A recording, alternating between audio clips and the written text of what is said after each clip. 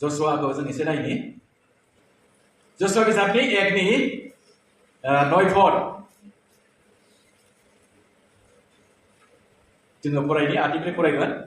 फोरबोखौ खुलुमनायाव नोङो लागार बिजाबखौ फरायफ्लायदो नोङो बे आयेननि बिजाबाव लिरनायफोरखौ मानिनानै बेयाव लिरनाय बायदि मावनो थाखाय सान हर नेम खालामदो अब्लासो नोंहा गासै खामानिफोराव उन्नति जागोन आरो देरहाफ्लायगोन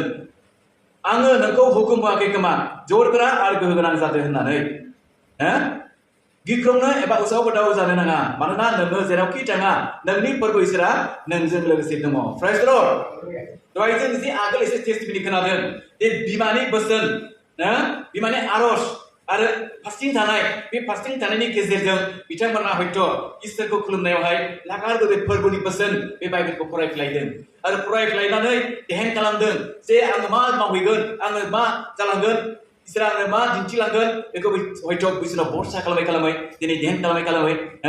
आरजनि गेजेरजों बिथाङा दिनै जाफुंसारनायखौ मोन्दों होननानै जोंनि गेजेराव साखि होदों प्राइज द लर्ड इसोरखौ खुलुमनाय जाथों बिनिखायनो बे बोसोना बुंबाय नोङो जे मावलांबावनो थांखि लादों बे थांखि लानायाव नोङो उसाव-बादाव जानो नाङा बाइबेला जोंनो खोन्थादों मानोना नोङो जेरावखि थाङा नोंनि फोरबो इसोरा नोंजों लोगोसे दङ होननानै प्राइज द लर्ड